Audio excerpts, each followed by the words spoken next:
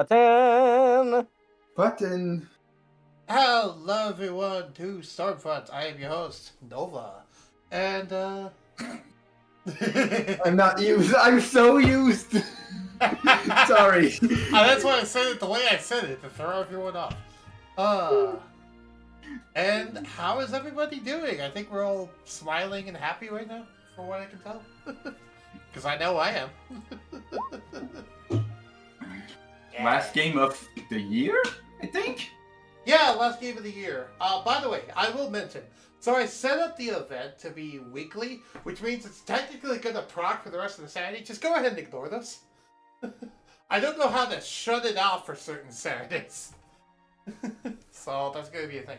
But yes, it's the last session of the year, and it's going to be the last session for another thing, because it's going to be the last session featuring, well, a certain character in the party. You've already seen the stream title, you already know what's up. I spoiled it in the title because I'm not giving you a surprise for anyone. But, yeah, so, last time we left off, Nathanielus has initiated people into the Astral Fire, Zokarai started World War II. Well, not quite World War II, the Civil War. It might turn into World War II, I hope not. I mean, does it become a World War if Lion Fang tries to join in? I don't know how it works. Technically, no, because Lion Fang is the king of Snowhead, and Snowhead is on the same continent as... It only becomes a world war if all the continents join in on the fighting. I always thought I thought Lion Fang was on the Dragon Continent. My bad. Lion Fang is not from the Dragon Continent, no. Lion Fang is the king, is officially the king of Snowhead, and Snowhead is where his dragon hunters get trained, and is also the kingdom that he runs. If you want to know how it's like, if you know Doctor Doom and the Kingdom of Latveria, that's basically Snowhead. And Lion Fang is Doctor Doom. Basically, he rules with an iron fist, but his people love him. Because he is fair to his people. So that's officially where Lion Fang is quote-unquote from as far as the world of Kushraka knows. Yes, Cathanglus, we know where they're actually from, but the world of Kushraka knows them from there.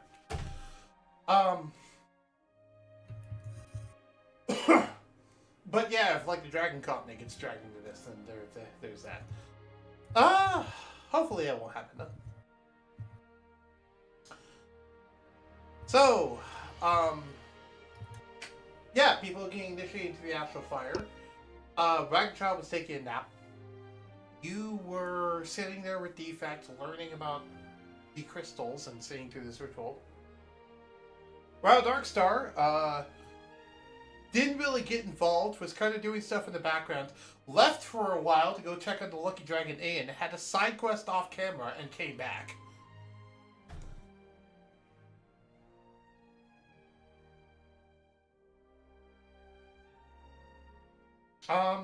And yeah, for everyone else, it's been about an hour. So at this time, Ragnachilde would just start waking up. Wild Dark started becoming back with a sending stone and some stuff. And Cathanglus would have just about finished the ritual with Surtur and Edward and Defect. I'm watching Lion Fang change the lyrics of all the songs to them to all be about Lion Fang like Dr. Doom. To be fair, there's probably a Lion Fang Day, which is either on his birthday or whenever he declares it to be. Or whenever he declares it, just like Dr. Doom. Yep. Lion Fang Day.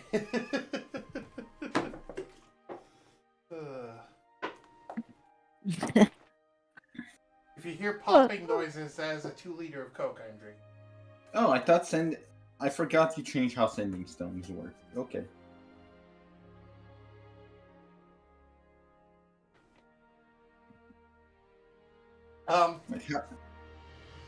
What was changed about that exactly? The fact that 1, you can contact multiple people with it. 2, that it's not tied to a specific person. Oh, that's not how that works, Rattle. Rattle is just mistaken. Ah, okay. It's just that there was so much stuff changed in the campaign that I just assumed it was a change I forgot. No. Sending stones work the same. The only thing that's changed about sending stones is they're dropped from uncommon to common. Which is why you see them everywhere in the campaign. Because they're a common magic item in my campaign. Which is why a random 6-year-old could give one to a dragon. Yeah, because to make a sending stone is some of the most... Basically, it's a cantrip to make sending stones. It's not hard. Which technically, yes, that's a cantrip you can learn, which can allow you to pick 2 rocks that look similar, cast the cantrip, and turn them into sending stones. Oh! That's actually a cantrip you can learn.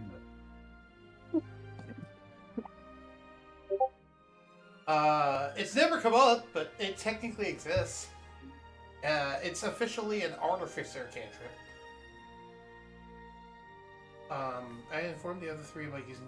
I was saying what I did in the size thing. Yeah.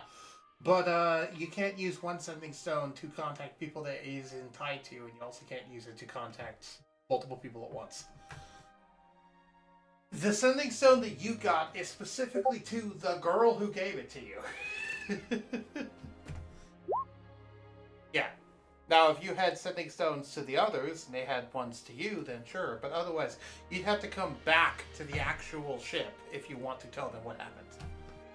And I'd rather roleplay that in session, honestly, rather than just tell them off camera, because that's boring. I would just have to go read the chat if that was the case, and I don't want to do that. Anyway, so who would like to start? Cathanglis, Rattle, or ragnachilde? Because all 3 of you have news.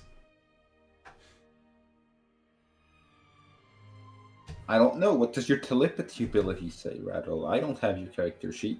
You can't do that off of really long distances. Which, considering you're halfway across the continent when you're in Lucky Dragon Inn, I'd say that's a long distance. Are we? Are we even on the same... Alright, yeah. Distance works through, like, gates and portals to different... You're on the same planes plane of anyways. existence. I was not sure. Okay. Because you're currently outside what used to be the spire that blew up. In the crashed boat, if you remember. And the spire was in the physical world. The Lucky Dragon Inn is also in the physical world. You just use the portal to transport there.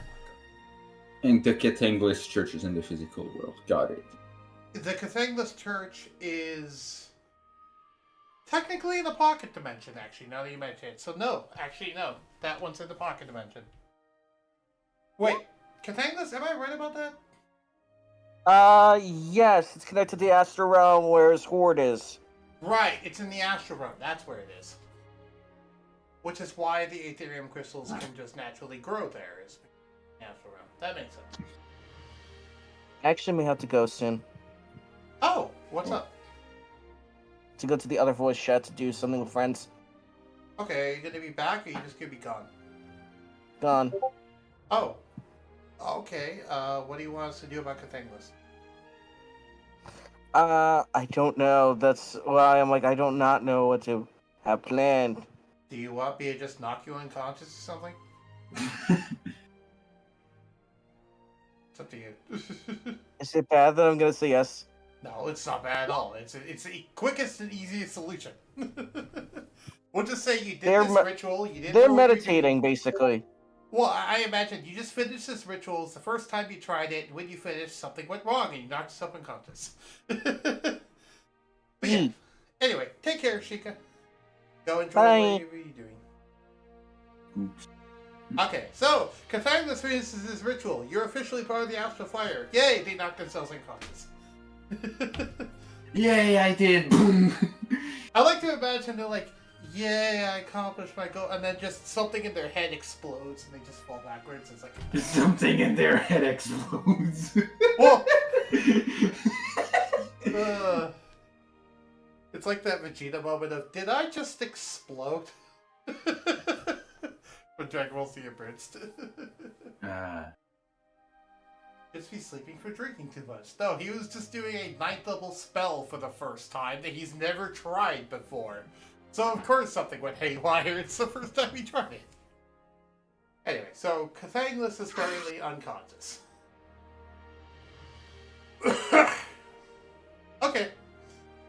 Ragnachilde, Rattle, which one of you would like to go next?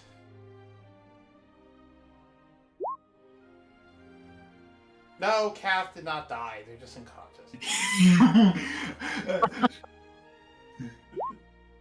Did you really think I would kill off their character that quickly? Maybe. No. If I was going to give someone a death, it would not be an unceremonious death like that. Not unless the player specifically want it. I mean, Raiju was kind of a player character. Which one? Raiju, yeah, but that wasn't unceremonious. That was... They found a very big villain and failed a saving throw and were in over their head. That was like a tragic moment sort of thing. And they were like in the deepest, darkest hole they could possibly find themselves in already. So like they already knew it was danger. Point is, it's not just like, oh hey, I'm chilling with friends and randomly I die. Which is what this would be. right? This is worse than a rock fall. Everyone dies. Yeah, this is a nothing happens and then you die. Wait, what? I had put my action already. Checking the people in the medbay. Okay, you're checking out the people in the medbay, so you're not going to tell them what happened?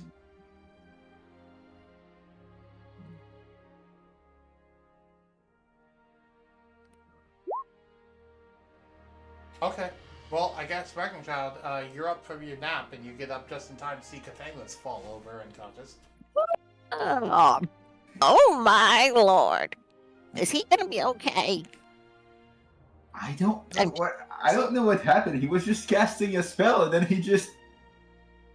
That's... Oh my goodness. Sylvester pipes up out of the wall and says, knowing Cathainless, I'm sure they're fine. Oh, you can do that in his church too? Nice! His church is connected to my ship, so yes. Oh yeah. It was part of the deal of connecting the two. Though, and he looks around, I'm not a fan of the blue decor covering this place. I prefer it as more green. And he disappears back into the wall. Yeah, I don't like blue. Poofs away. Yeah. I do like green too, Silvestro. I don't know. Maybe I'm getting too old for this. Hmm? Linda, are you here? Where's my Linda? Linda! Did we leave Linda on the I think we left Linda on the airship. Only Guyana would know that. Because I don't remember, certainly.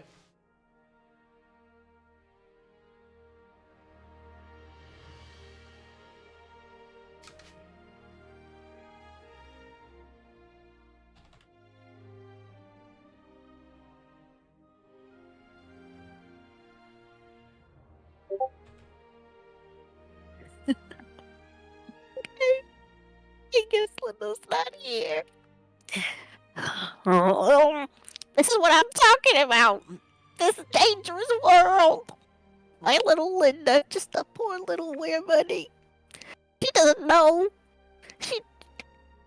She's gonna be getting hurt out there. And now there's a war coming. It's just getting to be too much for me. I don't know. I'm thinking, just miss my grandson Brizzle. You know? A vine comes out of the ground and pokes you in the shoulder. Oh, hello there. They grab the vine and I shake its hand. Shake it like. When you shake its hand, it expands a little bit and turns into a copy of Silvestro's head. Ah! And that says, give me the word and I will take you away from this place. No, listen. It's not just me. You know, I want to take my Linda with me too. That's I fine. don't want her to be here no more. Linda, come here. Go find Oh, there Linda. she is. Go find Linda. She's a little bunny. She's in bunny form. She's right here under the pew. Linda, you gotta not trick your grandma Ragnar like that anymore. But listen, how would you like it if we went to live with your big brother Brizzle? That's what I'm thinking, Linda. We can go back to the village in the Feywild, and we can help rebuild it for all the people there.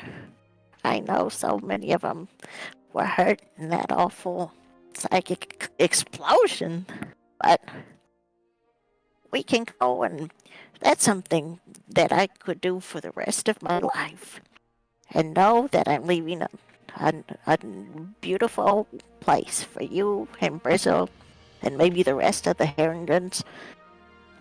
That's something that I want to do with my life. What's left of it to me. Can you take us there, Silvestro? I can. Well, then, Clocksworth, Rattle, thank you so much for making me that special flute. I'm gonna take it with me. Reynolds and And- Medbay, they're not currently here. I Yeah, think they if go you first. want to, yeah, I think if you want to go thank Rattle, you're going to have to go back on the ship at least. Oh no! I'm just speaking out loud into the air. Rattle, wherever you are, thank you for my flute. One day in the Feywild, I'm gonna play it, and I hope it summons you. I don't think that's how it works, but you never know. And Clocksworth, it's been great working with you. You're so cute in your new form. I love it. And Cathanglis is sleeping again. Okay, all right. Well, you'll be fine. You'll be all right without me. Are you ready to go? I'm ready, Silvestro. Let's All right. do it. Come here, Hold Linda. still. Then, if you're ready, then hold still. Okay. Are you ready? I'm ready. Okay, so when that happens, a giant version of Sylvester's head comes out of the ground with its jaws open, ready to swallow you whole. Wow. Are you going to try and resist, or are you just going to let him eat you? I roll my eyes and I just say, "Oh, Silvestro." So, like a giant shark, he just comes out from under the water, chomps around Ragna, and pulls her into the floor. And then that's the last you see of Ragna Job. Farewell. I'll be watching you from the Feywild. For context of what actually happened, so he did grab you in his mouth, pulled you through there, then he spit you back out in his lair, and pointed to one of the walls and says, "There, if you walk through that opening, you will find the Feywild, and from there, I'm sure you can wander to Grizzle's village." Yep, I think we got it from here, Silvestro. Thank you for everything. I'm You're so welcome. glad little Linda's in my life. I get to help raise her up to be a respectable were-rabbit woman someday. If you Just ever, like I am a respectable halfling. don't forget, if you ever need my help, and he pulls out a small little trinket from his hoard and tosses it at you, do you look at it? Yes. It is a holy symbol with the mark of the Green Knights, aka the Ancient Warden Paladins. It says, Ooh. "Call upon the power within the sigil, and you can use my divine power as your aid." Oh, wow. Thank you, Silvestro. I think this will keep me and Linda protected while we make our way back to the village. Tend to the forest, young druid. Young druid. Okay, old man, I will. He smirks. He smirks approvingly. Ragna just kind of waves goodbye, and Linda's hopping along in her rabbit form. Aw, that's cute. And yeah, well, at that point, they leave, and that's going to be the last we see of ragnachilde for some time, if not the rest of the campaign. So yes, If you ever want to visit, come to the Feywild. Oh, I'm sure. By the way, Brizzle's also an NPC in the campaign, so they still technically exist. They're just not player characters. Hey, someone got a happy ending. Huzzah! Huzzah! Woohoo! Thanks, guys. Yep. What's the whole saying? You either die a hero or you live long enough to see yourself become the villain. In this case, she retired a hero. It's like, nope. Yeah. Nope. Why are there only 2 doors? I don't want either of these 2 doors. Turns around and walks back. No, there's like a big mouth to the cave. Because actually, let me go ahead and pull up the map. Because if you don't remember, I actually have a map for the entrance to his lair. Ooh. Where are you? Ah, yeah. This map is actually the entrance to his lair, which let me delete everyone from. Bam. So yeah, this is actually the big mouth cave entrance that leads into the Feywild. This is where Ragnar would be walking out of. Because this cave leads to Sylvester's lair. Which, Ragnar, how freaking pretty is that map? Oh, yeah. So beautiful. How pretty is it? Yes. Yeah. It's been a while, by the way. Do you remember what the inside of his lair looks like?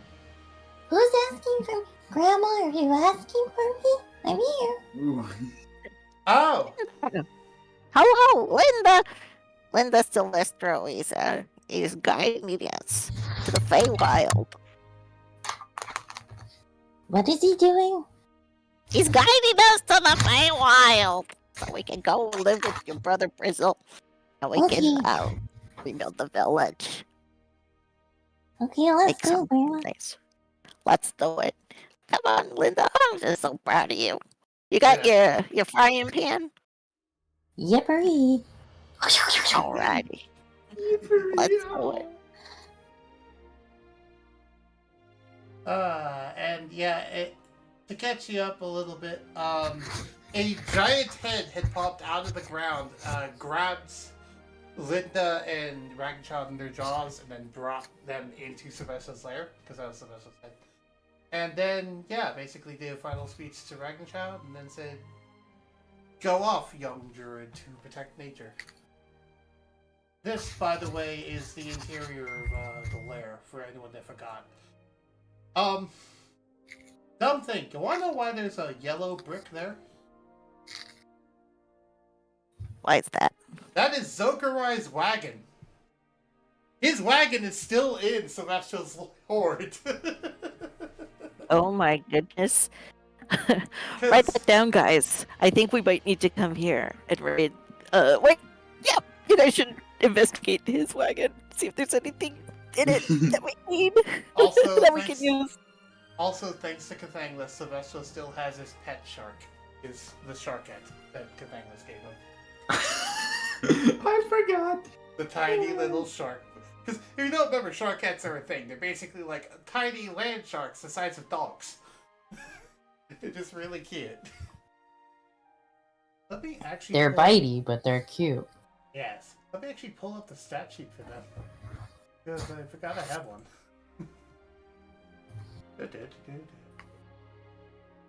They're a common house pet in Guardiana. Can everyone see this? Yeah, everyone. Did I hear Guyana or Guyana? I'm like, who the fuck is Guardiana. Guyana? I said Guardiana. Mm. Guardiana is the name of the country. I Ooh, said use the character names or no? What button was it? Edit sheet? edit sheet directly. Go to bio and info. Mer?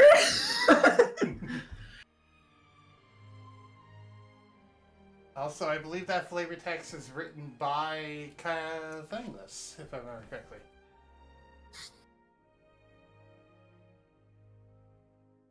Would you like to read out loud, Split or Clockwork?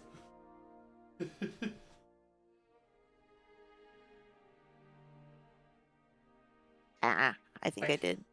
I clicked The wrong show to all thing. players, Randall. Oh no. Shark head. Okay. Amphibians. Tiny beast. Neutral good. The shark head can breathe air and water. Oh, No, I am meant looking- bio and info. Oh, Not oops. Karen. One day, a long time ago, a young wizard saw her dad's pet owlbear and thought she can have a companion of her own. After days and months of pleading to her dad to help her, he made a successful merge of a common dog and a shark, thus making a loyal small dog shark hybrid. These sharkets, as she named it, over time became common around villages near ports or lakes. Now it's not hard to travel around them without seeing a friendly pack of these cute dog shark hybrids. Yep, hence why sharkettes are popular. I mean, there's lots of magical creature pets in this because this is D&D and like get any familiar. People can learn the find familiar spell. It's not hard, but like in terms of regular house pets, these are pretty common because they're cute. Also, they're surprisingly easy to tame, despite being a shark.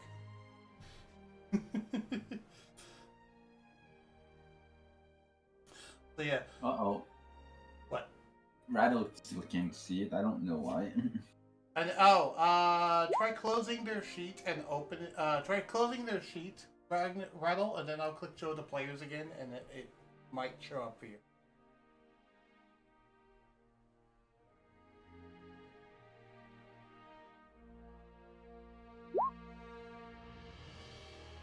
Click show the players again.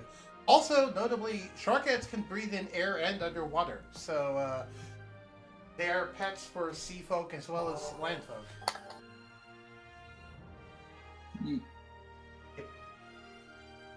Anyway, so it's Sylvester's pet. He hasn't named it, he just calls it Sharkhead. Well, apologies, Rattle. You will see it on the stream later. Watch the stream. Okay. Why do I think Cathangless named it Kevin or something? Because it's Cathangless. They name a lot of things. So,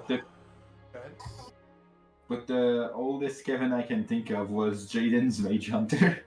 fair enough. Anywho, back to the boat,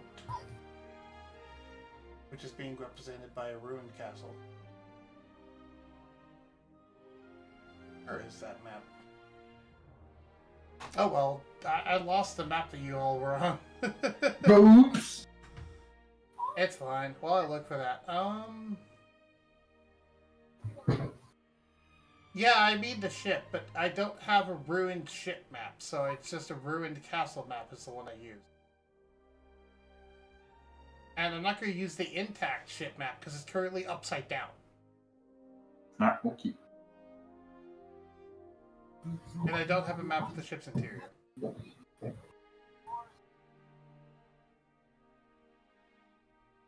You know what, fudge it. Since it doesn't really matter, I am just going to use the world map as the map. Now where'd the world map go? Kishraka world map. There it is. We're just gonna go back to the world map. So, been a while since we've seen this on the stream, surely. Oh, hello, world map! Oh, that's where Lion Fang. Yeah, Snowhead, the country above Guardiana, which is on the continent of Vishra. Forgot how big the ocean void was. Yes. Also, as I pointed out before, Guardiana, this what looks like this little fort here, is the size of feudal Japan. Not the continent it's on, just Guardiana. So imagine all the Japanese islands, and they're that size compared to everything else on this world map. This planet is big. Dizioth is where the dragons are. Yes, this is the dragon continent. Northreach specifically is where Zokarai, Hunari, and Cathanglis are from. Which is up in the mountains in Northreach.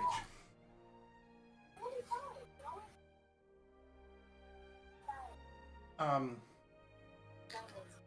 then we have Alar Trust, Syracuse, and the Unnamed Continent, because I lost its name a while ago. Oops. And all of these other little dots in the ocean are islands. For example, this island right here is the one that Shad Azure Black is from. Because he actually came from an island. And this island is pretty much as big as Guardiana. Yes. Like, some of the actual islands are huge. Big. Yeah, everything here is to scale, by the way.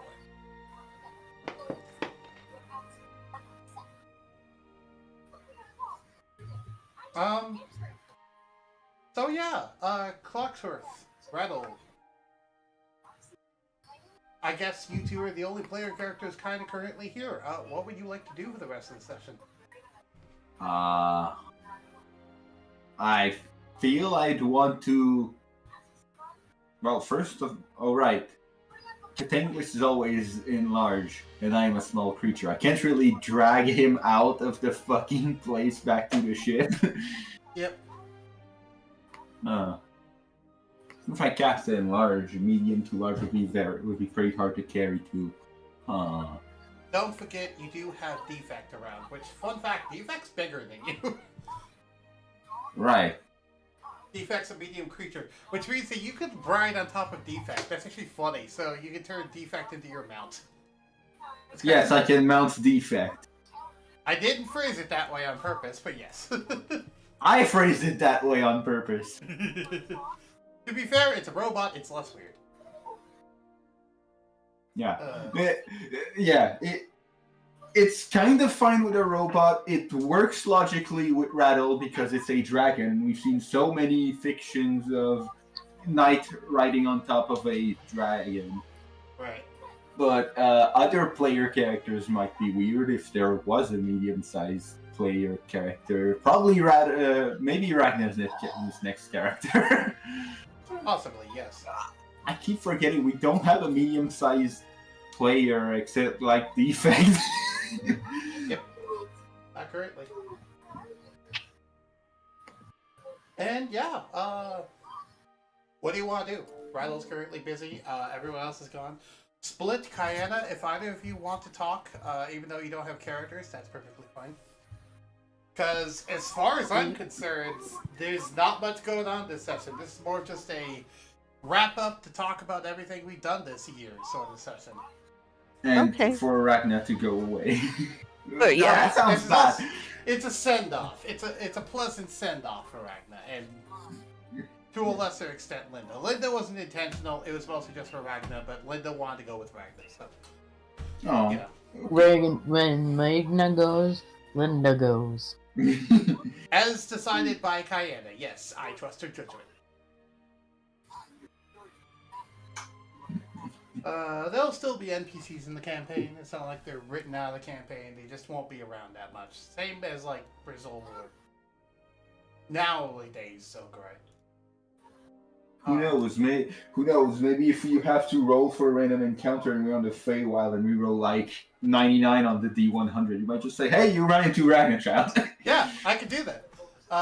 Or like if you're all adventuring through the Feywild and like you're going through an area, I can talk to Split and be like, "Hey, do you want Ragnachilde to randomly show up?" Like I can do stuff like that. Yeah. For sure, for sure. For sure. For sure.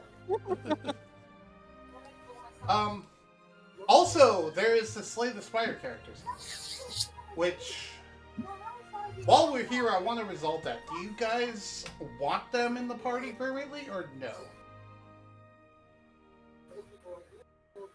Because I'm fine with either. I don't care where they go. If you want them to leave the party, you can. If you want them to stay, you can. I don't really care, because as far as I'm concerned, their story arc is done.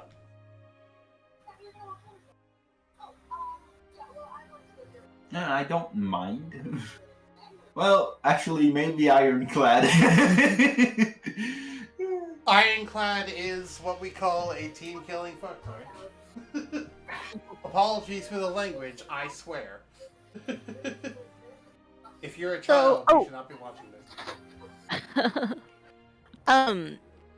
So kind of actually, yeah, I'm actually kind of curious to hear, from, about, like, both,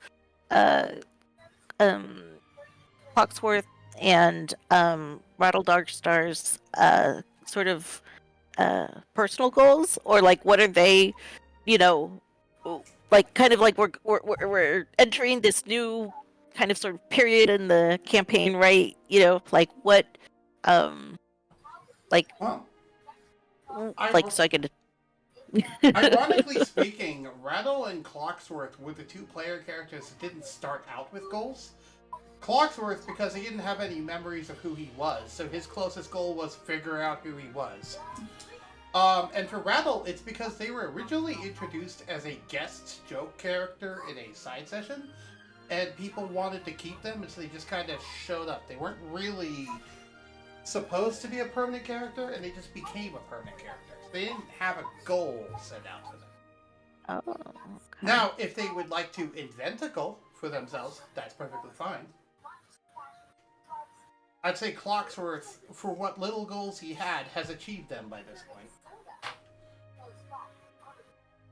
Yeah, the only possible thing is go off the kind of funny joke moment of like with that I've been joking once of like, wait, does that mean if I was created, do I still have a mom? Can I see or dad can I see them or no? And then that's kind of it that I could think of, and that would be very personal. There is also a bit of mystery involving Clocksworth and what his ties is to the plane of Mechanist, because he's a Clockwork Soul sorcerer, but from what he's found out, he wasn't originally an organic being. So, like, there's some weirdness there, and, like, going to the plane of Mechanist and stuff is potentials, but, like, I don't know if that's stuff that Clocksworth's actually interested in, or, like, if they just don't want to bother figuring that out.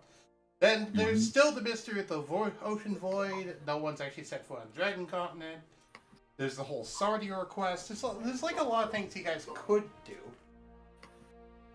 Right. I think that's what I'm looking for. I would like kind of like clarity on what we can do. Like on the current like what are the current kind of like plot hooks slash, you know, quests that we have, because I'm just kind of otherwise, you know, I know, okay, there's this, you know, overall thing with Zograi, but yes, go ahead. If you'd like, I can give a quick rundown on everything that's available in terms of plot hooks that have been set up over the course of the campaign. Yes. So, okay. As I already mentioned for Clocksword, there's the whole weird planes of Mechanist nonsense. For Rattle, it's trying to figure out a way to undo the magic that was affecting him when he entered this world, which is why he has the one Book of Time to help him do that. Okay.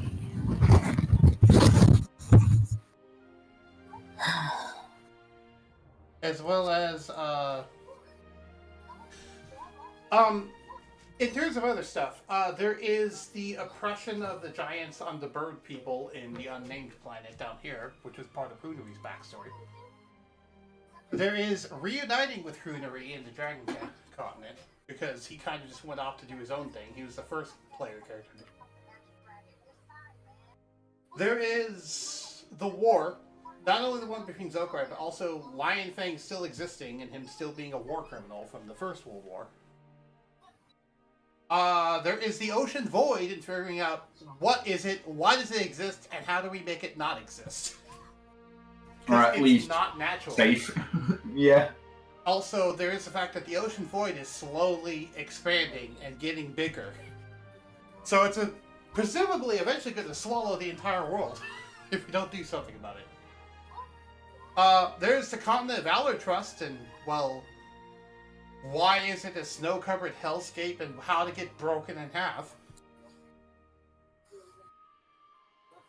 There's the continent of dragons and Dizioth and exploring all the different stuff there. There's space. I've said before, you can go to space. There's also another thing, and that's the depths of the ocean. There's underwater people that most people haven't, that none of you guys have interacted with.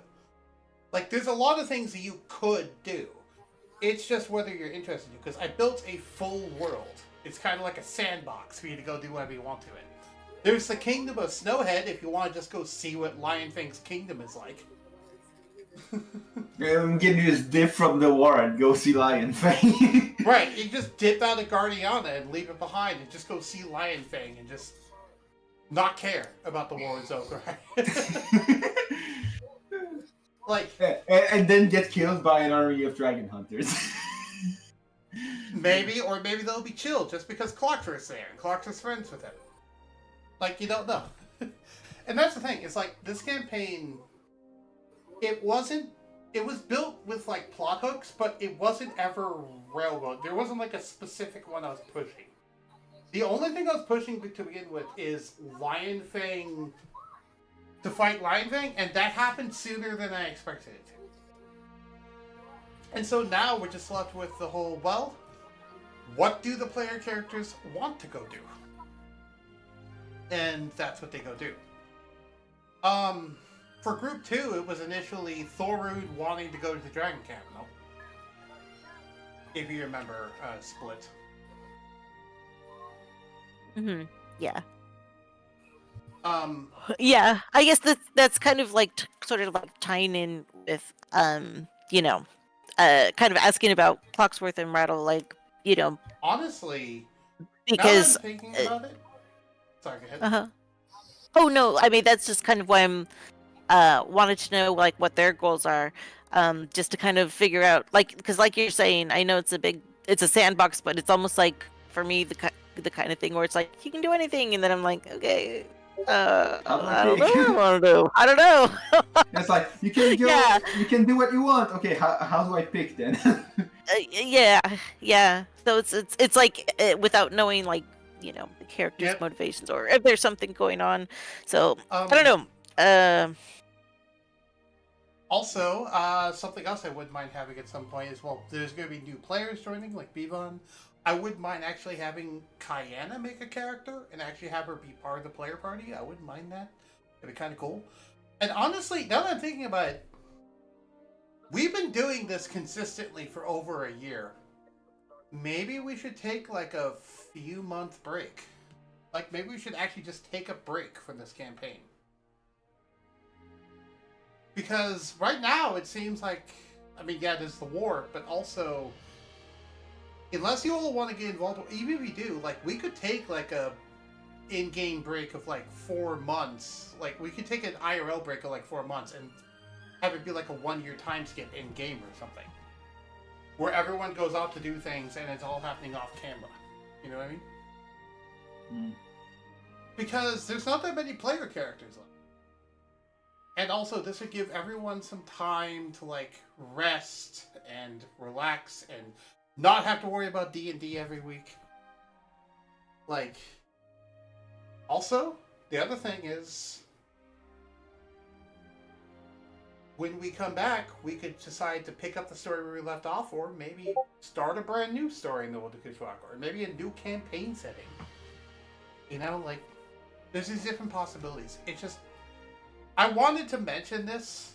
I didn't know when, but yeah, what do you all think about that? Because this is probably going to be the last session of this year, so if we're going to take a break, now would be the best time, because we're about to start a new year. What do you all think about that?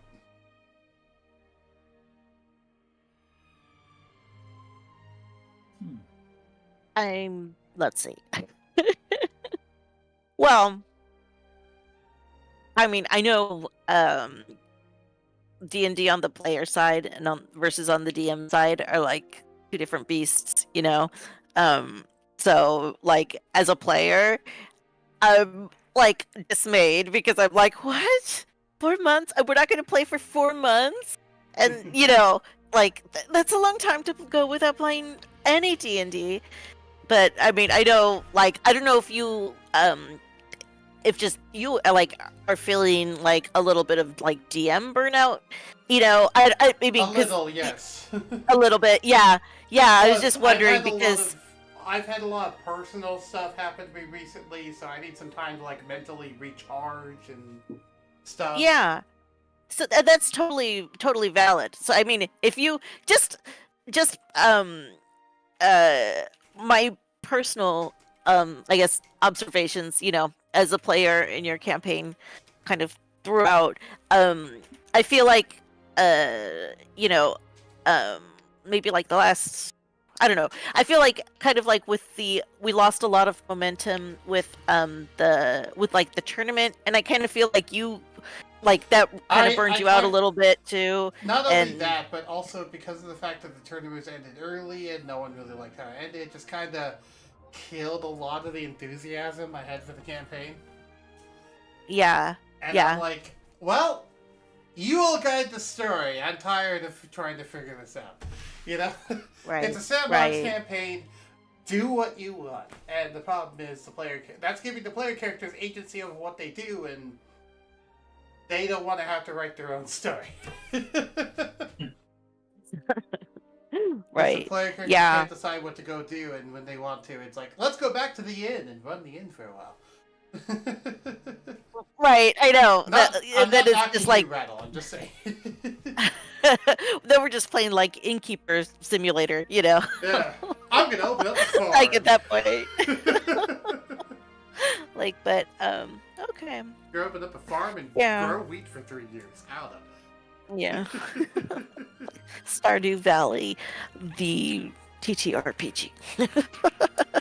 Yeah. Anyway, can I get to the Dragon Gauntlet? Rattle really wants to get to the Dragon Gauntlet. That's one of their current goals. Okay. Oh, right. Thanks for the reminder. I guess we all didn't think of that. Right. That's the big goal. And I don't want the World of Kishwaukee to end. Even if, let's say hypothetically, even if we ended this campaign here, on this note, with Ragnar leaving and stuff, if that happened, the Kishwaukee would not go away. I would just, like, I'd want to at some point start a new campaign with new characters, also set in the world of Kishwaukee, like either 50 years in the 50 years ahead, or like sometime in the past, sometime in the future, or something like that, or maybe in the present moment, but with different characters in a different section of the world. Yeah, let's just go on that one big island that has one nation or something. Or Disney. And who knows? You might have to visit somewhere deep down in the ocean and meet a new character. Right, you might all be underwater mermen, sea people, like shark people and stuff. Like, that's a possibility too. Oh gosh, what's that fishman race that they have? Oh god. They have a lot of ones. They have sea elf, they have merfolk, they have a lot of different fisherman races. Like, as many different kinds of fish you can think of, there's fish races in my campaign. Not necessarily in D&D 5e, but in my campaign, there's like dozens of different kinds of fish races. So that actually sounds fun. Or, you know, you could be space travelers in orbit around Kishwaukee, coming to see this new weird planet, you know? Like, there's all these different possibilities, because space pirates is definitely a thing I wanted to do at one point. But you guys never wanted to go to space. When I think, you know, I like high fantasy, you know, I mean, for D&D. What is more high fantasy than a flying ship? Oh, I don't know. Space is not so much my wheelhouse.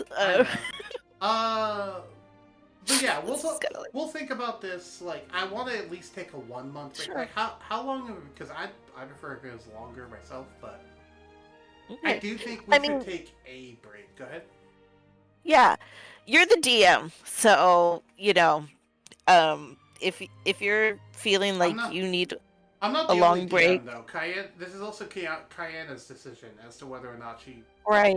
how long Oh of well, a break, whether this we is take a break. actually this is yeah, Kayana.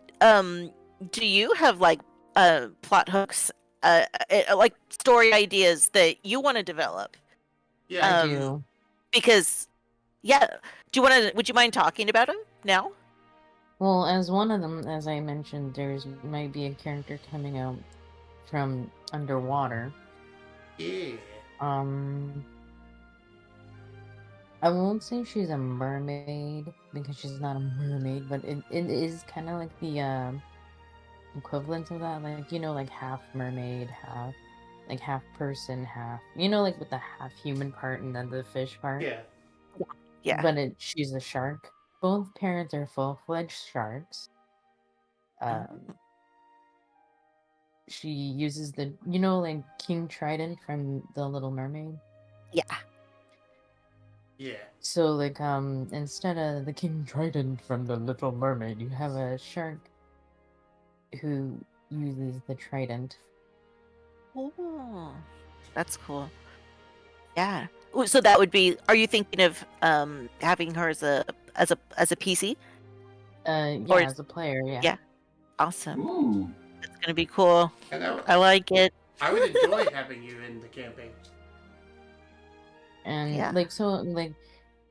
so I thought, yeah, it would be kind of interesting because we haven't had like in the water type sessions like when they're Right. Mm-hmm. Plus, I That get to might be teach all really- of you underwater combat, and that'd be fun. Mhm. Yeah. That would be something maybe to kind of think about, Kayana. Like if we're coming back in an underwater setting, like, and you've got more ideas about Yeah. fleshing out the story on there, Actually- and we could base some making plot hooks and quests related to the city and Yeah. the and underwater. that gave me an idea, actually. Like, maybe if we come back with a different thing in Gishwaka, Kayana could be the main DM for that one. I'd just be the Because I was assistant thinking side that where she's from. She's from the shipwreck yard, like where all the ships. Have you seen Mhm. Pirates of the Caribbean, where DM. Yeah. there's all these like sharks swimming around, and then there's all like these really bad shipwrecks. Mm-hmm. Actually, Kayana, around the ocean void, there is notably lots of shipwrecks. So that'd be around the Yes, edge of but- the ocean void. Yes, but like I'm talking about like where all shipwrecks and pirates go to die. That's where she Uh-huh. resides. Oh. Oh, so this is more sounding like you're in a different plane? Like an elemental plane of fire sort of thing? What the hell did you Not really, but Oh, This is still. okay. it's just like my best way to describe it. Where she is. Mhm. Okay. I like it. Either way, Mm. I like the idea. And Kayana, what do you think of the idea of if we did a different sort of campaign that you would you want the opportunity to be the main DM? Maybe we'll see. Okay. We'll talk about it, talk about it with the other players, talk about it alone, that sort of stuff, and see how they feel, how we feel. Because, yeah, I figured I'd offer it to you, because that way, like, I'd still assist you if you wanted assistance. If you didn't, they tell me to fuck off and I wouldn't. Oh, high chances I will because like I'll be like, help me. Yeah, and I'm fine helping you.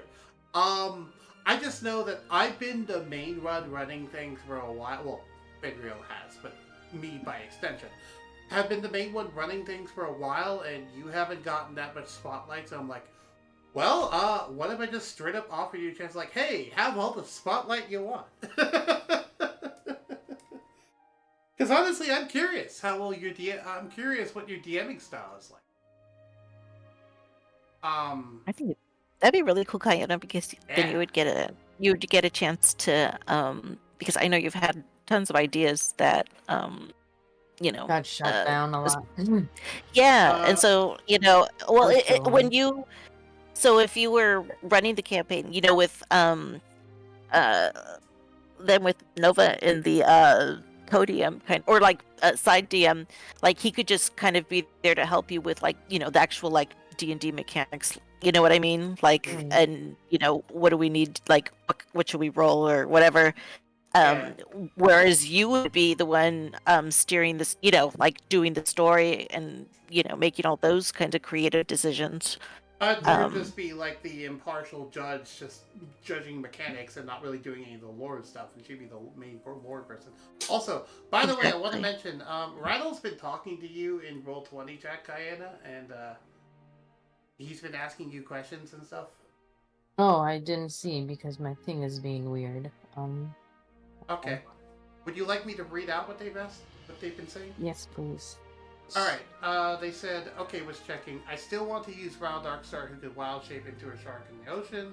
I feel like her father, the character you're referencing, would be a hammerhead shark. And they said, Diana, can I get an answer to what I said? Basically, he wants an answer as to, one, whether he can keep his pre-existing character in the Underwater campaign. Yeah, he can. And two, whether the father of your character is a hammerhead shark. The father of the character is not a hammerhead shark. Okay. And that's all they've said so far. And they just typed okay. Anyway. But yeah, no, I'm totally fine with that. Like, I'm fine just being a walking encyclopedia. That works well, because I've already memorized most of D&D anyway. Like, 5th edition and 3.5, so like, being encyclopedia is what I'm good at. Guiding lore is not what I'm good at. Well, okay, lore I'm good at. Story I'm not as good at. There's a difference between lore and story, weirdly enough. Excuse me. Yeah.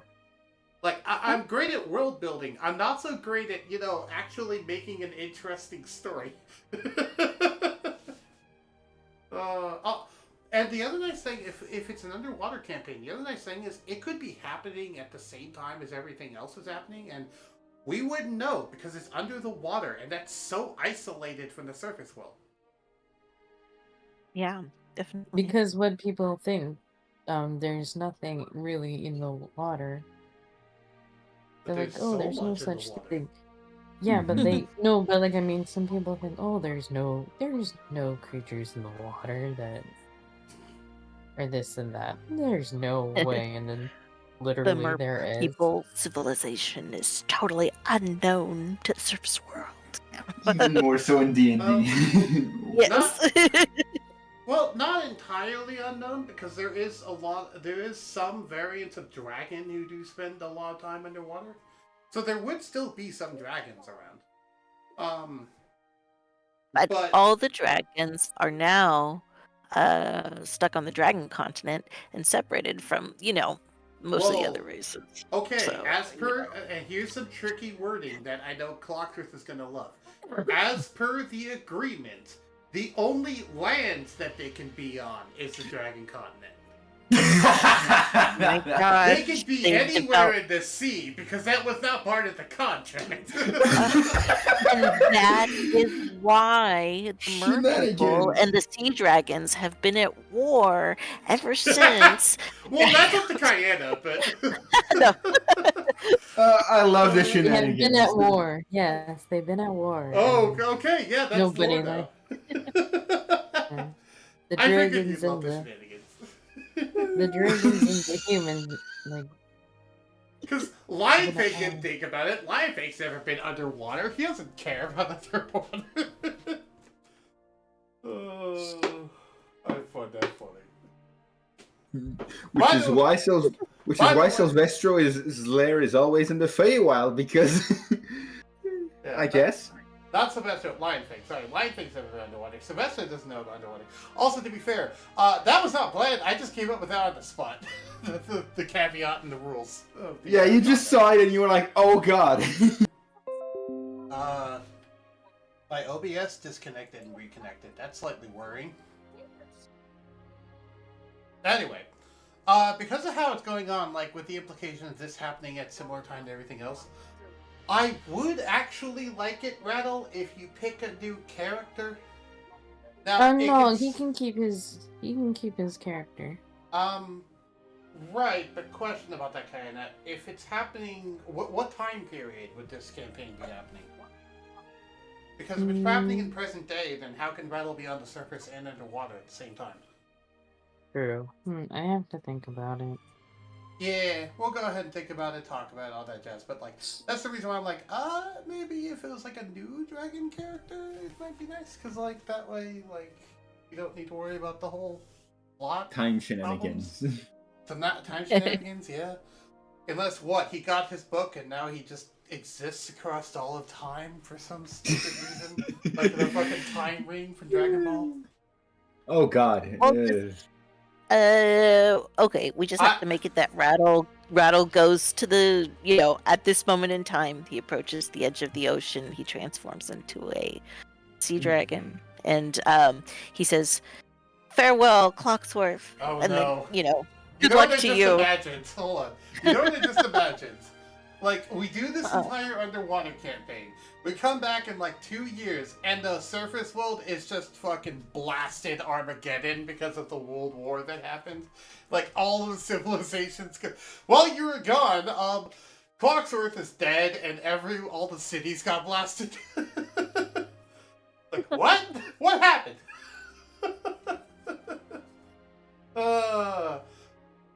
So, yeah. Okay. So if you want to keep your current character Rattle, I think some time shenanigans involved with Kayana's permission should be in there. And by Kayana, in this case, I mean the in-game character, not the DM. Well, we don't know when the war is going to end. That's the thing. You guys are going to be the ones influencing the war, aka Clocksworth and the others. So, like, we can't exactly resolve this without your characters. So, like, yeah. I would prefer to do this, like, before. As in, like, this is happening during the other campaign. Which, by the way, the other campaign spanned about 2.5 in-game years, if I remember correctly. Oh, really? Yeah, because there's a lot of time skips of, like, 8 months, 4 months. I don't think we ever had 8 months in one go. Yes, you did. Unless it was before I showed up. You had 8 months on the airship. I remember that distinctly. And then before that, there was a 4-month stretch and 8-month stretch on the carriage. Oh. Because that was training in subclasses. Yeah. 4 months on the carriage, I remember. Maybe 4 months to get the airship done, I remember. I thought it was 8 weeks, not 8 months. Either way, well, I'll just go ahead and do an electoral decision and say it's been 2 years in-game. I'll just go ahead and say that. I don't know if that's what the time shakes out, but fuck it, I'm the DM. I'm just going to say it's been 2 years. At this point. I'll just pull a Dragon Ball and say they've been sitting outside the time chamber for 21 hours straight. If you know the reference, you know the reference. Anyway. The Books of Time would let me time travel, but only if Kayana allows it. Yes. Kayana, would you allow Rattle Darkstar to do time travel shenanigans so his character could be in 2 places at once? Because technically speaking, by the rules of D&D, the gods are banned from doing time travel. But given the fact that your character is more important than they are, you can probably break that rule. No. Okay, you would not allow that. Okay, so Rattle, we're going to have to make a new character. Either way, I'm fine with whatever. It's Kayana's campaign. And I'm going to be just helping. I don't know when it suddenly became my campaign, but okay. When I wanted to give you more spotlight, and also, to be fair, I don't know if it is or not. That's still your decision. You're the one choosing whether that's the case or not. I'm just speaking hypothetically, because I don't know. I have a headache and I'm hyped up on coke, so I'm hyper. Yes, I can tell. Did you eat anything? Did you drink anything? Well, I drank a thing of water. I had a giant pot of macaroni and cheese, but beyond that, no. I've also been up since 3 a.m. Yeah, that would do it. I got 6 hours of sleep, okay? It's not like I didn't get any sleep.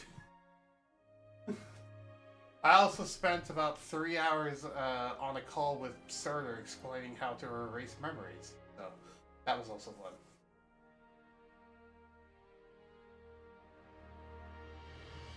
No context is going to be given on this call about that. Wasn't there anything that we wanted to do with Rattle in the campaign before we get even more stranded away from it? I do have a dragon on there as I have. Yeah, if he has more going on in the campaign. then Oh, a dragon yeah, OC that's a hybrid. Yeah, if you want to use a different OC, that's fine. As for Rattle in the campaign, no, there really isn't much of anything. Oh, okay. I thought you said earlier that Rattle, Ragna, and Catanglis had stuff going on. Sorry. Cathanglis, I think. Ragna's done. Cathanglis does because I know that there's some things going on, so I might just have it. Yeah, and Yeah, you asked who would start, Catanglis, Rattle, or Ragna. We did Rattle. Catanglis had to leave, and I'm like, okay, what's Rattle? Rattle was the side session that he was doing in the town, which is covered in the Lucky Dragons in text chat in Discord. If you want to go read what he did. No, okay. Since we're not doing in-game stuff right now, I don't mind speaking so frank, since we're not role-playing at this point. We're just talking as players, as more just a wrap-up thing. Speaking of, so the plot line involving Clocksworth, Rattle, and Catanglis is not going away. That will eventually be resolved. It's just being put on hold because we're basically starting. I think at this point I'm fine starting a new campaign with. Well, Go ahead. I wasn't saying that it was gonna be a new campaign. I was just saying like it could be they meet her in that world and then like have everyone else start that thing and then the new. I personally would. I actually personally thought it would Because be I cool. really want stuff that was Inglis wants to do to happen, and I want stuff that other people want to do to happen as well. And it will eventually happen. I'm not saying it won't. What kind of things did you have in mind? Well, the egg has to be hatched, and his familiars show up. And then also, he becomes something that, like, I kind of, like, when he was talking about it before, and, he becomes something that is kind of like Kayana's right-hand man. Kind of like, you know, one of those people who works for her in a weird way. I've talked to Ben about this and Nova, like, kind of, when it's somebody's time, they got, so like if you wonder why he's starting to see souls and see certain things, that's why he's awakening to what he's meant to be. And then like how I had an idea for, like, I'll talk to you about it later about like Ragna, because like she's also going to become like the right hand lady of Yukari. Ooh. Which, by the way, Yeah. I've been calling Yukari Kayane because that's her fucking name. But that's just me. In case you've been wondering, Kayane, whenever I refer to the in-game character, I've been calling them Kayane. Yeah, no, I know. Okay. Just clarifying. Go ahead and continue. But then, like, you know, but like, I want everyone to have their chances of their characters and not have it like swept away from them, because then that makes me feel unfair. I don't want to be unfair to anyone. Right. And I'm not looking to do that either. I was not saying that we would not do this. I was saying we'd put it on hold and then do something else for a while and then back. What do you think of that idea, Kay? I don't know. I'll have to think about it. Okay. Because I was thinking, like, an idea of, like, if we went on break for a while, if we came back with something potentially new, or not, I don't know. And then, like, had the other campaign on hold for, like, I don't know, a year or two or something, and then we came back and then we're like, oh hey, let's pick up the old storyline now with renewed vigor of everyone wants to do this and we got ideas and blah blah blah blah. Like, it could be like we could go into the war arc with actual enthusiasm, for example. Just an idea that I had. Personally, I don't know if not playing a game for 2 years is going to make me want, for a year or two, is going to make me want to play that, to continue where I left off. Usually when I don't play a game for a year, I'm like, I don't remember the rest of the story. Let's start a new game. Yeah. Right, but to be fair of everyone, you don't really have any plot lines you need to continue. And also, to be fair, it's not like we wouldn't be playing D&D. We would still be playing D&D, just not necessarily that save file, I guess, would be a way to think about it. We'd be starting a new save file with a different campaign and then, like, go back to the old one. I don't know. That's just an idea I had. It might be a dumb idea. It probably is a dumb idea, but... I'm just talking too much at this point. You guys can talk. I'll just shut up. Also, Rattle is again asking you questions in Roll20 chat, Diana. I don't know, it's not working. I can't see it. Are you... Snowspark is a dragon that a hybrid of a polar bear and dragon. Your guys' thoughts? Okay. That would be... Does it have a dragon head or a polar bear head?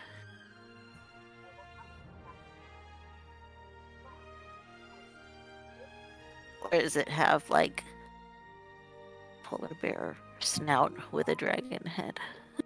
I can show art of her. Okay. Oh, it's a female dragon.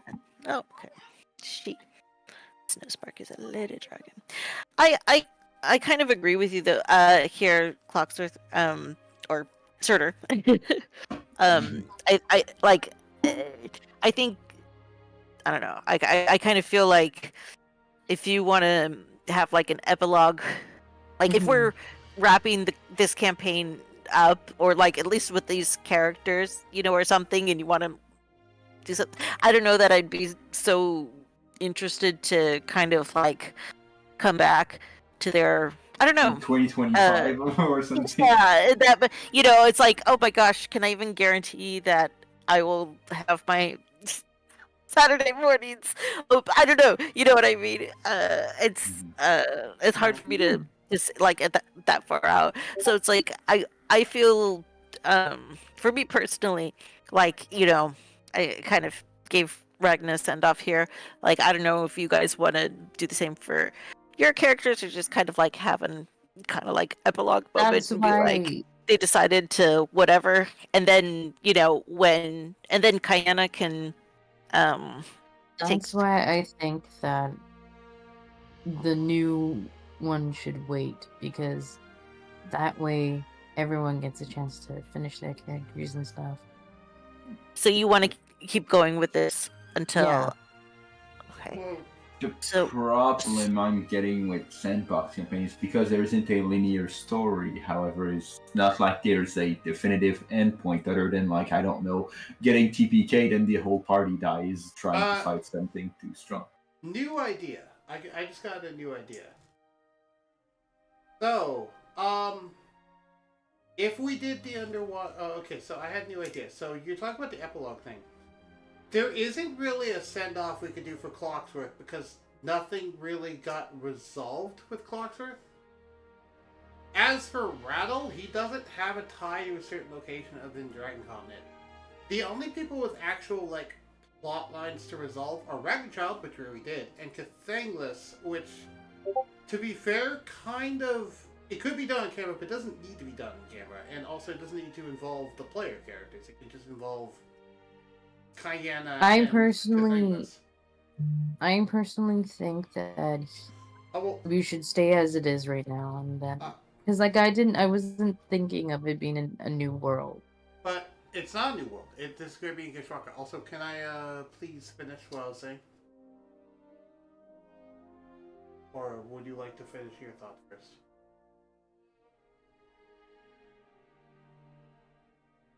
Diana?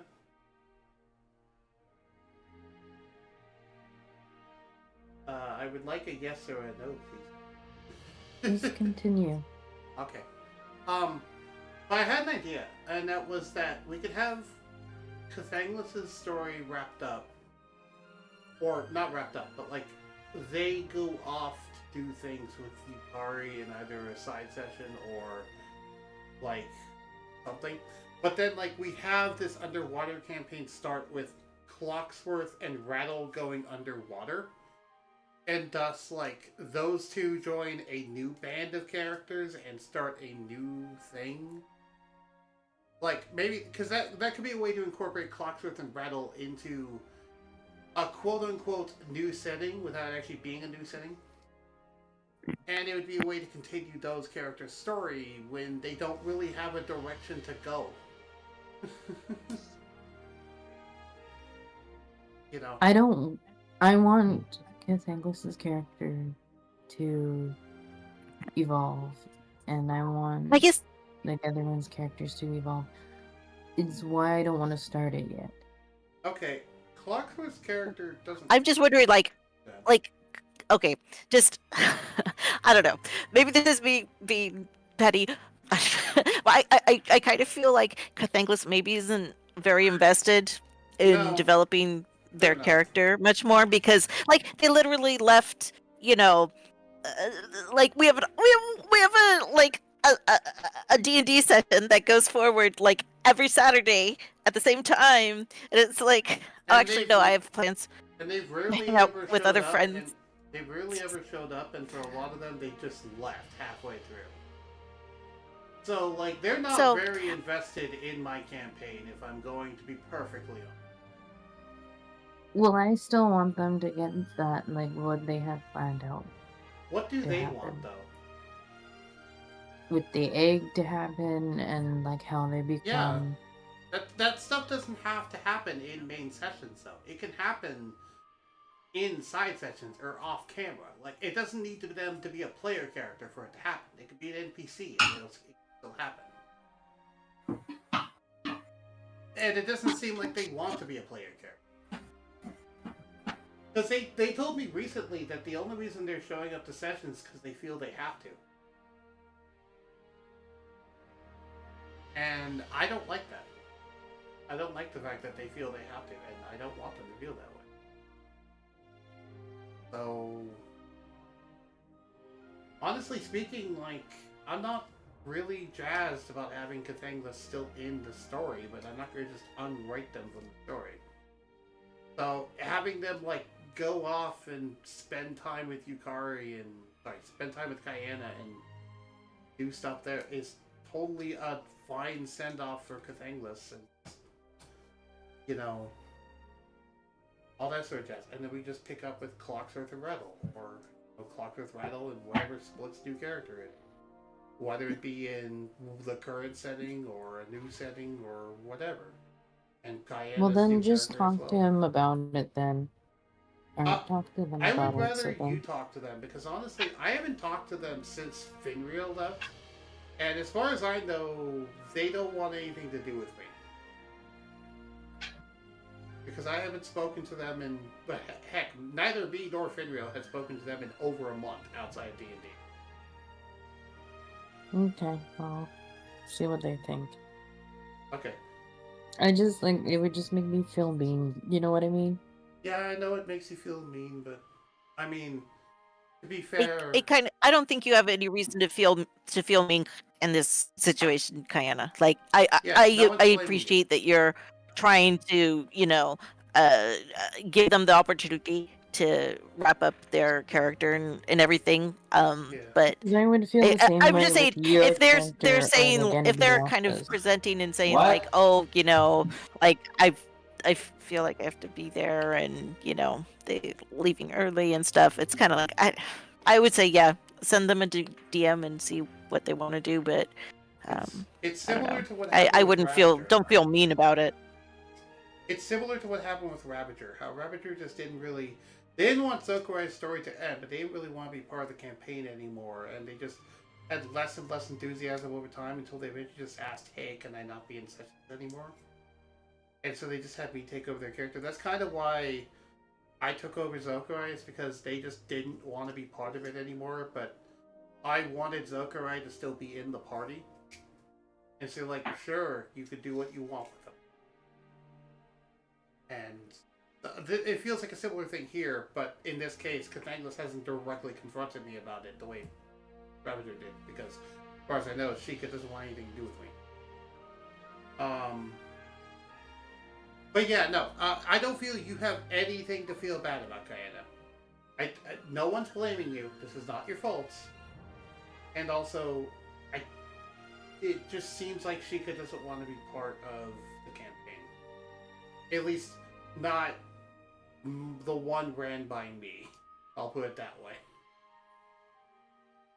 Which is fine. It's perfectly their choice. I said at the outset of the campaign that anyone can freely join or leave at any time, and it's fine. It will not impact the campaign. I said that at the outset, because this is a sandbox, so the storyline is not tied to a specific player character.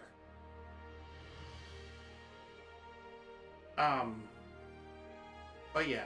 Anyway, Kayana, you were trying to say something earlier while Black and John was talking. What were you trying to say earlier? I couldn't hear you. I was just saying how I would feel the same way with everyone's character, not just... Yeah. Oh, okay, well, you don't have to feel bad. It's... I mean, yeah, it kind of is like, was it something that I did sort of mentality, but I don't think it is. I think this just naturally happens, especially for campaigns that go on over a year. Some people just want to do other things with their sanity, and that's fine. Whatever their reason is. Like, hey, we still get to hang out. We're still all enjoying this. I know Rattle for sure is enjoying this because they're the first one enthusiastic to join every session. They always remind me every session about this, and I appreciate it. I know Clocksworth enjoys it because of just how many times we've gone into long discussions about D&D. Hell, just earlier with Temple of the Gods, you saw beginning that someone had to go, hey, can we start? Yeah, to be fair though, I was already being told that for a while. I was the main reason why that went as far as it did. Yeah, I was telling him, you know, you can... I was like, just start it. I'm like, no, I'm enjoying my conversation. I would like to finish my conversation. And then with Split, like, you're also an enthusiastic player, and there's Bevon and stuff that want to join as well. Like, there's potentially new blood joining the group. So, like, yeah, no, this is not the end, certainly. This is, I guess, the ends for now, kind of? I don't know, the music is kind of leading me to think that, like, this is an epilogue. Which is kind of how I'm treating this episode. Yeah. This is more like a wrap-up 2023, go into 2024 sort of thing. I might turn this into a tradition. I don't know. I might do a tradition every year of the last session of the year. It's just a hangout session of people talking about everything that happened here.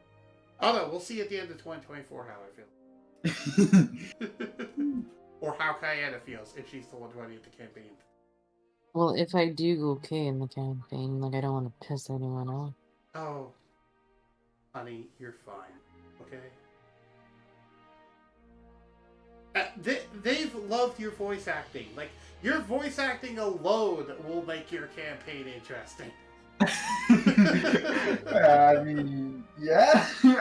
You have the vocal range to convince people that you're a guy if you talk. Like, do you remember that when you first showed off your voice acting at Clocksworth that you just went, "What dude walked into the chat?" Yeah, and Hoonery started screeching like a bird. Like an actual owl. You turned Hoonery into an actual owl. The player. It was such an epic moment that it is like, there are two clips from Bug Boy that I go see from time to time.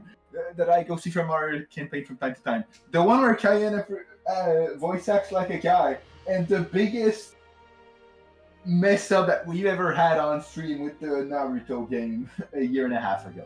Yeah. Like, honestly, Kayana, you've led to some of the most memorable moments in the campaign. So, yeah, no.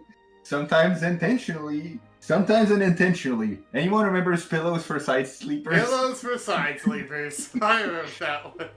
I still make a joke about it. I mean, it's why I had this on my soundboard. McDonald's can be a good option if you're trying to lose fat. Why do you keep that on your soundboard? Because it's funny to randomly inject into conversations. Because no one expects it. And also because it reminds me of the pillow for side sleepers thing.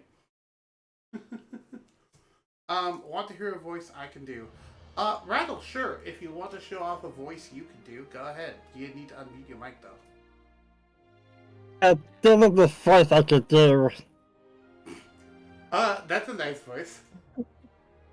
Interesting. Also, if anyone's wondering, the picture of their OC is in D&D 5e if this doesn't check yet. Ooh, right, thank you. It's been there for a while, I just haven't mentioned it. Some people think it sounds like Golem. For me, it kind of just sounds like It does someone kinda sound like chewing on a Gollum. bunch of marshmallows. Sounds like someone talking with a mouthful of marshmallows to me. No offense. It's cause I suck in air into the throat to do it. Ah, okay. See, I'm not a voice actor. I suck at voice acting stuff. I can't do any of that stuff. Meanwhile, Kayana is the most skilled person I know of outside of maybe an actual celebrity, and even then that's debatable because her range is great. I haven't even taken any voice acting classes. Oh, cool.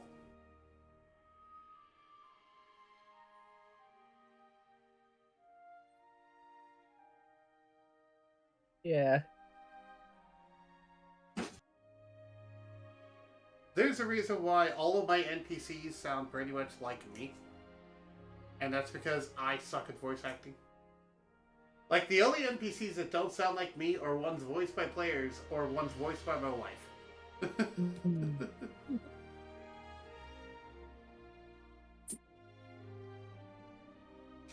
Yeah, and when I try too hard to sound like something, I hurt my voice. Remember when I was doing the exterminate the other day? Exterminate. Yeah, you were trying to imitate a Dalek, and you nearly threw out your voice. I'm like, dude, stop. You're hurting yourself. I can tell. That's why you gotta warm up before you do it, because if you don't warm up, you mess up your vocal cords, and it can damage them really badly. Yeah. Very true. That sort of stuff. Like going through your entire vocal range. And stuff. You guys saw That and more. Yeah. Yeah, I don't know breathing the full thing. techniques I and never more. took classes. Me All I- neither. It was just a spray of the thing moment because, as you can probably guess, we weren't expecting to be talking about Daleks. Yep. We just talked about Magic the Gathering. Also, Rattle is asking for people's opinion on the OC.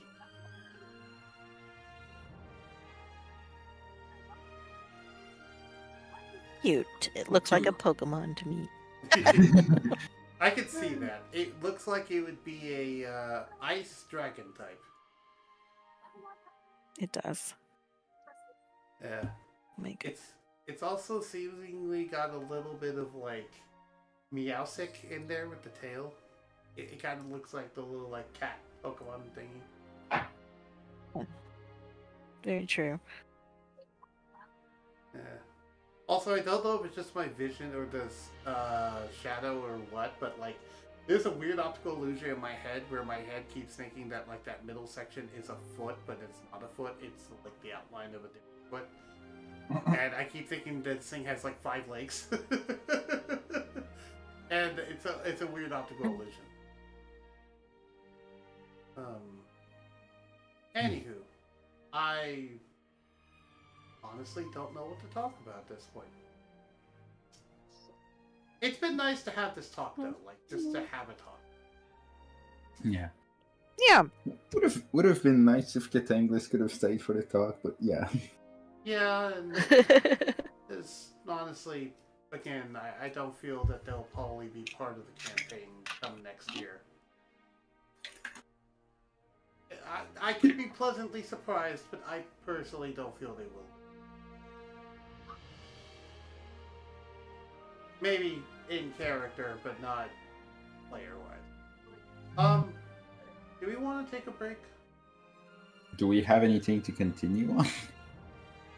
for now? No? Yeah. I would say we should at least take a month off, at minimum. Rattle Darkstar has to go. And they left. Okay. But yeah, I feel we should at least take a month off. If not, I would like longer, but I understand if we don't want to do longer. Honestly, I like the idea of 4 months. But what do you all think? What do you all want to take in terms of break? I mean, Diana, split. if there's no campaign, there's no campaign. You know, oh my goodness. Well, 'cause if 4 months would give us enough time to figure out what we want to do. It is also part of it too. Not only figure out what we want to do, but also prepare some material ahead of time in case it is something. Not saying it will be, because that's not up to me. But anyway, you were saying? Well, I guess. I mean, what do you think, Diana? Do you think you're, do you think in 4 months' time you're like, going to want to be the main, like running the whole session, or what do you? What is your feeling? Personally, I think 4 months would be too long, but I also have no idea yet. So I'm not really the person to ask. Okay. Well, if you think 4 months is 2 months, what about like 2 months? Like start in March? Again, I'm not the person to ask right now. Fair enough. Bloxworth, what are your thoughts? You haven't given any. I'm kind of sad because I'm like, yay! I'm finally done with school semester, and so I'll take the vacation before the next semester once we're done with the New Year's. And I'm like, oh, guess I won't be taking advantage of those to do D&D. True. Though to be fair, I will point out, we do have the D&D text chats in the server. If you want to do some D&D content on the side, like you all can still access Ninja Workshop. There's like the different text chats there. If you want to do like stuff that's like off-camera interactions with their characters. I said before, the stuff that happens there is canon to the game. And it's also like quasi-time in terms of it doesn't have to be at the present moment. Yeah. Like, we could just say when it occurs. So, for example, if you want, like, Ragnachilde and Clockwork to have a talk that happened at some point in the past, you could do that.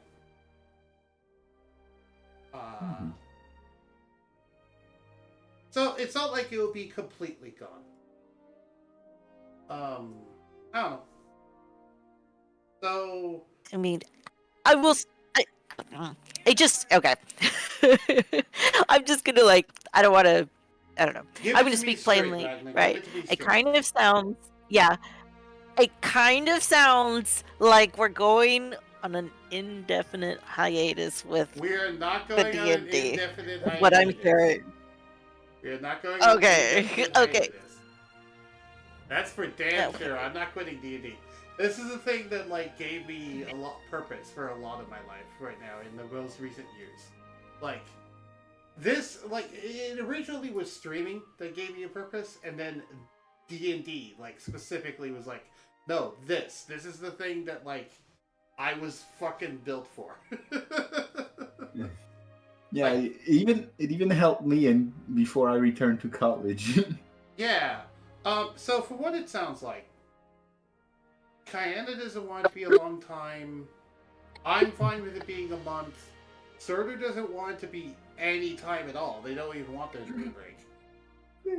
What's your opinion, Blit? I mean, like I said, you know, as a player, I want to play all the time. So hearing that, like, oh, the campaign is, you know, we're wrapping it up and there's, you know, kind of like nothing to replace it is... I like, and I know what we're saying. I didn't say we're Like, wrapping it up. I know it's not. No, yeah. Just it's. I mean, like, sort of like. I don't know. I don't know. I know you're Um, scared about things wrapping up, but like it's not. It's not wrapping up. Like this would still continue even if there wasn't anything. Like this would still continue. As long as there is players Yeah. interested in playing campaigns, I will DM in D&D. That's the thing. As long as I can get players that are willing to play with me, I will DM because DMing is one of the few things I'm actually fucking good at. And so, damn it, I'm gonna do something I'm good at. I kind of want to say thank God because I am half scared of wrapping my random nonsense fully on random DM number 12.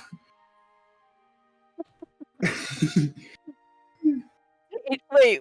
What do you mean? What do you mean? The amount of random questions I end up asking Finriel or Nova throughout the years, and some of them were so out there that I'm like, I'm not sure there are many DMs that would have been fine pushing it with the amount of nonsense. I see. We could have written an entire novel worth of all of the discussions we've had on just D&D. In terms of, not just in terms of like questions on specifically how stuff works, but also in terms of every idea he has ever come up with for things like catapult, glyph of warning, contingency. Like the first actual session that we've had where we've had an enemy to fight. My first instinct was, oh hey, they're coming out of this cave. I have a javelin. I am going to cast alarm later further in the cave, and I am going to ready action catapult. And when the alarm triggers, I am going to fire my javelin at them. And that was literally my first quote unquote action in combat of D&D. And then I told that to someone, and he was like, "How was that your first time?" But that was not your first surprising thing you did. You remember what your first surprising thing was that you did? And no.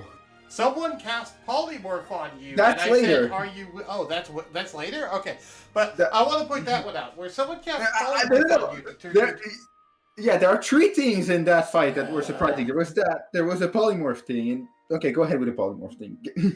Yeah, someone tried to cast polymorph on you. It turned you into a giant bat, so that way you could use blind sight to see the basilisk, so you wouldn't have to worry about them petrifying you. You, in character, had no idea what they were doing or what spell they were casting on you. So I said, and I quote, "Are you a willing target?" And you said no. And so I had you make the wisdom save, and you passed it, so they couldn't polymorph you. What player character is gonna say no to being a willing target? I'm not okay with this because I really just because it was coming from like when I wanted to make a new character and I was talking about where she's from, and then somehow it flipped into making a new world and such. Okay, so you don't want to? Well, the thing is, that's not why I told you about the character. Well, yeah, but also that's not the reason why I suggested a new world anyway. I was already kind of thinking of a new campaign. I was already kind of thinking of doing an underwater adventure. And it just kind of wrapped it into that because I was like, hey, this is a thing I was already thinking about anyway. I can roll with that. I wasn't trying to pressure you into anything, Kayana. That was not my goal. If you aren't okay with that, then we did not do that, okay? Like, if you don't want to do the underwater session thing, that's fine. It's up to you, Kayana.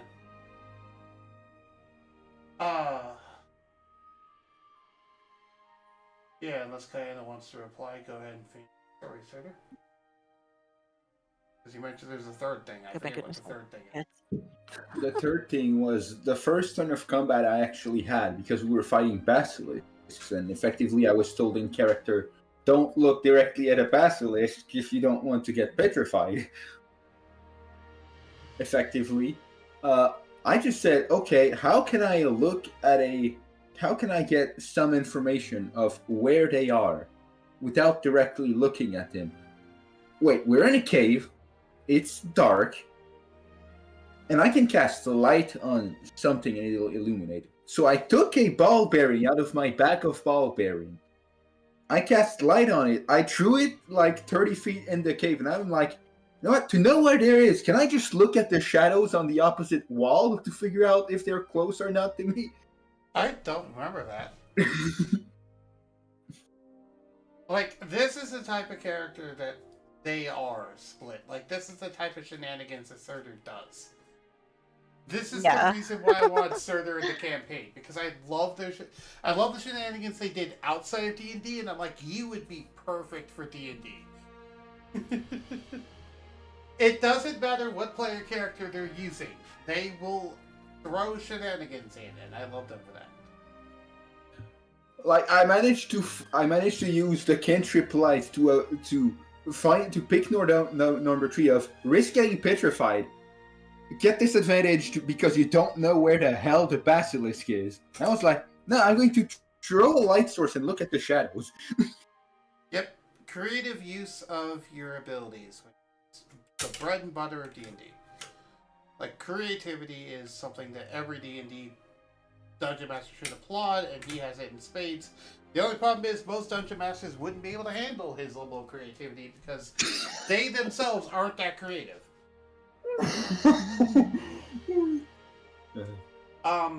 Another good example is actually in character creation. When we were coming up with your character, he just said, what do you want to do for your backstory? I'm like, I don't know. I'm like, okay, we'll put that in the back burner. Make the rest of the character. Okay, what do you want to do for your backstory? I don't know. And then we just kind of sat there for like a half hour, and I'm like, you know what? Fuck it. Your character has amnesia. Fight to Black Skyrim. Your character doesn't even know their own backstory. We'll just work with that. And that kind of just stuck. And it was perfect because Surtur's never played D&D before, so he had no idea what he was doing, and so did his character. You can kind of see how that worked out split now that I've explained it that way. Yeah. Yeah. Apologies if I am causing disruptions. Oh no. Personally, I just hope that my enthusiasm for the upcoming war isn't going to feel as empty as my enthusiasm for the multiversal tournament.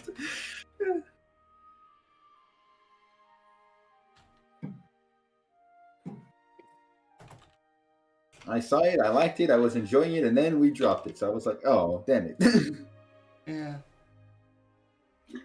I am also currently just... Sorry, continue. No, I don't have much else to say. Yeah.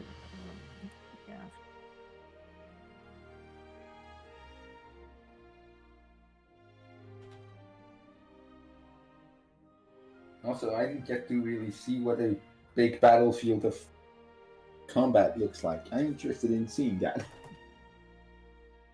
Yeah, because no one got involved in a war.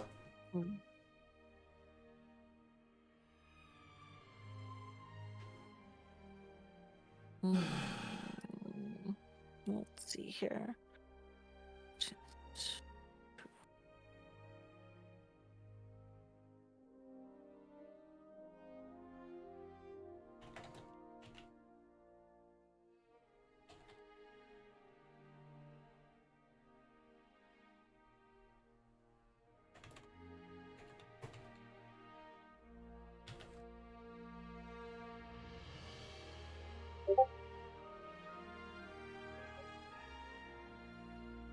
Yeah. Split, what are you currently doing? I'm typing a message to Chica in the chat. Just kind of like giving him a I tagged him or them in the D&D chat. I said we're thinking about dropping the crit on these characters, taking a break, then returning with the new storyline in a different area with new characters. Kind of concerned you won't have the chance to do what you had planned for Cathanglis. Do you want the chance to finish Cathanglis' story before we start over? So Well, we might not be doing a new campaign setting with Kaina. We haven't actually decided on that Oh. yet. You might want to backpedal that part of it. Oh, that's why I said. Well, no, I just said we're thinking. Well, that's why I said yeah. we're thinking about it. You know, Yeah, okay. but I'm And just saying. You know. And I told him, sorry, that I said I do want you to work on your character. I want you to get the chance to do what you wanted to do with your character. I don't want to throw anybody under the bus. It's the same with you guys. I don't want to throw anybody under the bus and be like, switching it up. You know? Because it makes me feel guilty. It makes me feel... I'm sorry for making you feel guilty if I did. And it makes me feel bad. And I don't really like that because I fought a lot to help you guys, like all of you, have your characters the way you wanted it and how you wanted to plan it, because I know a lot of it switched on you. Because a lot of when Cathangus's character was switched on them, and they didn't want those changes, and it got changed on them. So this is why I want them to get the chance to do what they want to do for their character. The same way how I want you to do what you want with your character. All I want to do right now is take a break. That's all I want. So I hope what I'm saying isn't upsetting anyone, because I really don't want to upset anyone. You're not. I don't think you're upsetting I don't think you're anyone. upsetting anyone. Yeah, And honestly, I don't think, no matter what happens, I think no one's getting upset. Like, I don't think anyone is. Well, it is kind of unfair just to say we're gonna change it all. You know what I mean? Yeah, but life is unfair. Yes. I don't care about fair or unfair. I've never cared about that. If I cared about that, I wouldn't have half of the cool shit I have in my campaign, because it's not fair. Like, Planeswalker Sparks, for example. That's not a very fair mechanic. Yeah, but it's also not fair to the players who play too, right? So that's why... Well, okay, but the players who play are Flocksworth, Split, and Rattle, because recently Chica hasn't been playing. I'm not trying to cut you off. I'm just pointing out the way I see it. And again, I'm not trying to throw anyone in the bus. I'm not trying to make you feel guilty. I'm not trying to do any of that stuff. I'm just trying to... Like, the only reason why I thought, oh, hey, you could be a DM is because, you haven't really gotten a chance to get the spotlight much at all in the past year or so. At least not on camera. And so, I wanted to give you an opportunity. I thought that, I don't know. I wasn't trying to stress you out. That was not the intention. Where'd Split go? Oh, Split. I don't know. Oh, little small disconnect, I guess. Yeah. Sorry. Yeah. I just hit the thing on my phone, and it just on my PC. I was like, oh, crap. I just want to not upset anyone. And I want to be fair. I don't want to be unfair. And I think everything is going to be alright. I don't think anyone is going to get upset. But that's just what I think, and I'm sometimes called an idiot. Because again, I think the same way when it comes to everyone's character. It's not just Cathangus's, it's Split's character, it's Surtur's, it's everyone's. Right. Well, I mean, that's kind of also why, like you're saying, I was asking, them what they wanted, for their characters, what are their goals going forward and stuff, to try to get a sense of that. And it seemed like, a lot of their... Oh, go ahead. They want the egg to be born, because that's going to be born, and it's going to be a familiar of a cute type of character, and then it's gonna be, and then also how he becomes the Reaper. Right, but that's for Cathanglas. What about the other character? What other character? Like Clocksworth, Clocksworth? I think you were. Clocksworth, Darkseid? yes. And with Clocksworth and Rattle Darkstar, I want them to be able to, like, you know, do their characters as well. Well, I don't want to just rip them away from those characters. Right, I don't but want. if you remember hearing, they didn't really have anything else they were doing with their... Like, Rao wants to go to the Dragon Continent.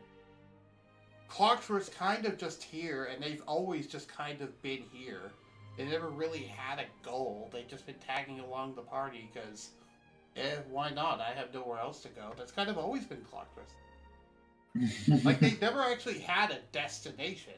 They've just been tagging along.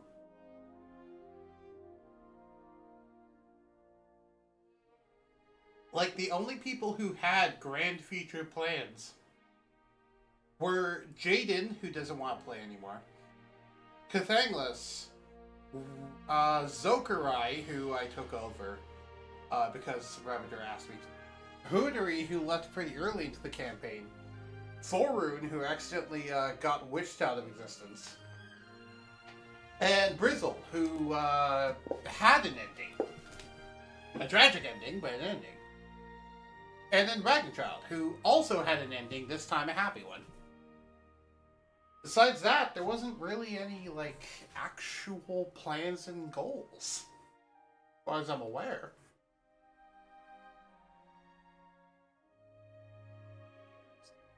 Okay.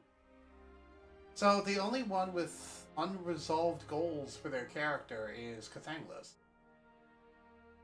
And I guess Dracul as well, because Dracul's also still a thing.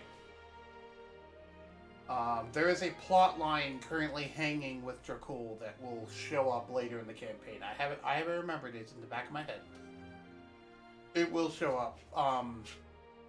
Because I guess small spoilers since it's the end of the year. Dracul's not dead. They haven't been dead. They just got transported somewhere else with Baragos's God Laser. And they just haven't been in the campaign. But they've existed. They've been in a different realm. So they had like a plot line they were going to do once enough time had happened. And like since they got banished, it was like roughly it was like a far time into the future they were going to show up. Yeah, like there's floating plot lines, but like none of them are tied to a character besides just Kyanna and like the Cathanglas Nova training, which that stuff is already basically done. He's learned how to be a Fey Warden and all that jazz. So Okay, well, you got that stuff done. I'm just basically saying that I think no one's going to be disappointed or upset or feel that it's unfair. Other than maybe Sheikah. And I don't know Sheikah that well, so that's up to you to talk to them about that.